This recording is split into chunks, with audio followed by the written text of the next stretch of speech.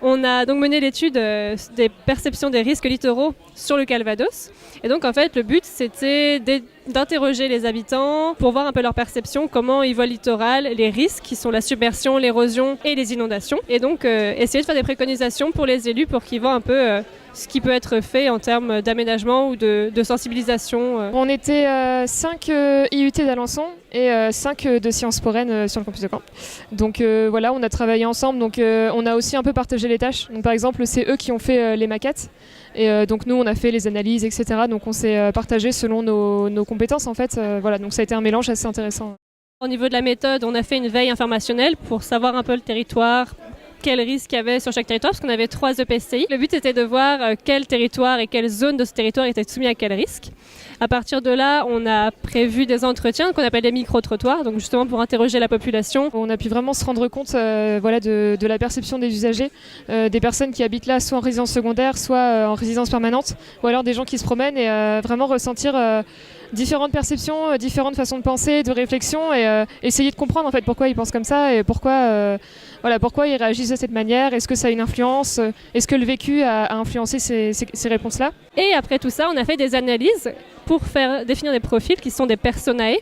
Ces profils, en fait, ça va de la simple conscience du risque au déni du risque, en passant par un sentiment de connaisseur et donc d'actions sur le territoire qui ont été mises en place par les gens interrogés. Et à partir donc de ces personae, on va donner aux élus la possibilité en fait, de mettre en place les sensibilisations qu'on aura au préalable testées. Et donc là, on a fait 2 actions, une dans une école à Ouistreham, une classe de CM1, et une autre dans un club de seniors à Saint-Aubin. Et donc, ça va être récupérer du vécu auprès des anciens et plus l'imaginaire des enfants pour voir un peu comment ils construiraient leur maison face aux risques littoraux. On a principalement utilisé d'une part ces maquettes pour la sensibilisation donc dans l'école et le club des anciens. Donc ça nous a permis en fait déjà avec les enfants de leur donner une idée en fait de comment est le territoire, de leur dire bon bah là on se doute bien qu'il y a un risque, qu'est-ce que vous feriez?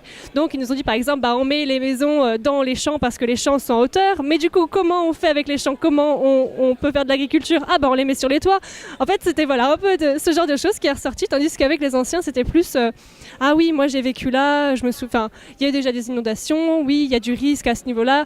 C'était plus en fait voilà encore une fois prendre leur vécu, leur mémoire, c'est pour ça on a appelé cette action mémoire de l'eau pour voir un peu ce qui ressortait en fait leur impression et voilà d'avoir des maquettes, c'est pas spécialement des supports qu'ils ont l'habitude de voir. Et donc voilà, ça fait jaillir en même temps des idées de surprise, en même temps des réflexions pour les enfants. Voilà, c'est vraiment travailler l'imaginaire. Travailler avec les enfants, c'était vraiment, vraiment intéressant. Enfin, personnellement, c'est un public que j'ai pas l'habitude de voir à côté de moi et c'était vraiment intéressant de voir comment on suscitait leur réflexion, leur imagination. Et c'est vrai qu'avec des supports aussi inhabituels, pour eux, c'était aussi nouveau.